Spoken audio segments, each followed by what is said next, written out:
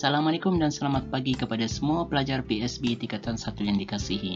Pada hari ini kita akan teruskan dengan bab 2 iaitu garisan.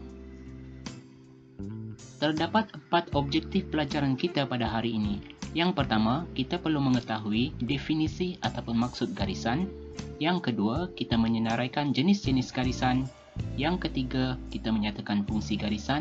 Dan yang keempat, kita akan menghasilkan sebuah karya garisan. Kita pergi kepada bahagian yang pertama iaitu definisi ataupun maksud garisan. Sebenarnya, dalam arti kata yang paling mudah difahami, garisan ialah cantuman satu siri titik. Selain itu, garisan juga bermaksud kesan titik yang bergerak dihasilkan dengan menggunakan satu alat seperti pensel, krayon dan sebagainya, bermula daripada satu titik merentasi satu kawasan. Sekarang kita pergi kepada bahagian yang kedua iaitu jenis-jenis garisan. Sebenarnya terdapat pelbagai jenis garisan dalam pendidikan seni visual, tetapi dalam buku teks PSB tingkatan 1 ada 8 jenis garisan yang utama. Yang pertama garisan nipis, kedua tebal, ketiga bersudut, keempat berpancar, kelima putus-putus, keenam melengkung, ketujuh berlingkar dan ke-8 iaitu beralun. Pelajar perlu tahu membezakan setiap garisan ini dan juga menamakannya.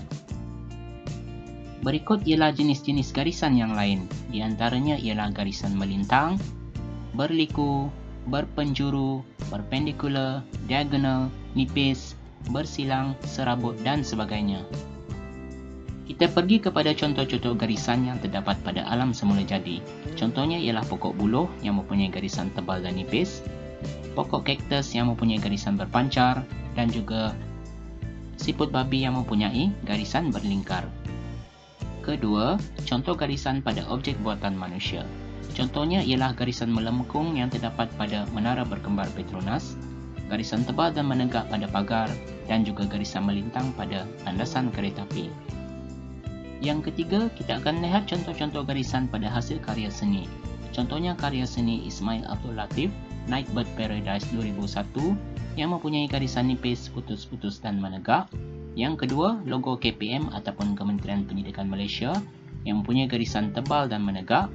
Yang ketiga, corak pada tikar mengkuang yang mempunyai garisan zigzag. Seterusnya, kita pergi kepada bahagian yang ketiga iaitu 6 fungsi garisan. Pertama, garisan menghasilkan rupa. Kita boleh membina rupa segitiga dengan menggunakan garisan. Kedua, garisan menghasilkan jalinan. Jalinan maksudnya corak pada permukaan. Contoh dalam gambar, apabila kita menghasilkan beberapa garisan melengkung, ia akan menghasilkan seperti corak pada dahan kayu. Ketiga, garisan mewujudkan ruang.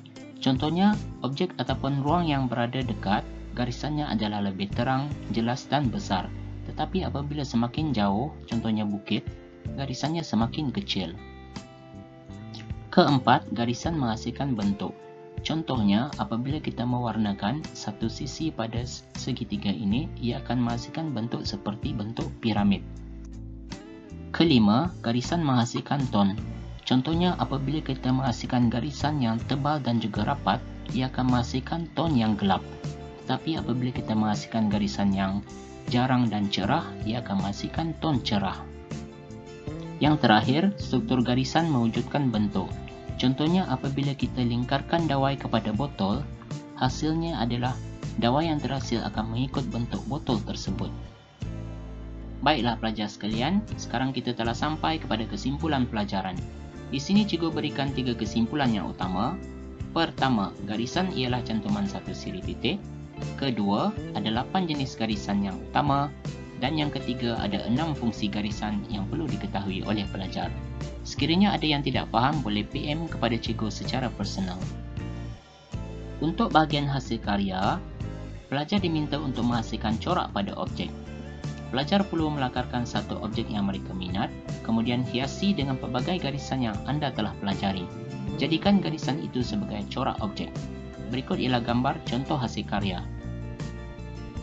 Pelajar juga boleh memilih untuk menghasilkan objek pada buatan manusia, contohnya ialah pasu dan aiskrim, kemudian hiasi dengan pelbagai jenis garisan yang telah dipelajari.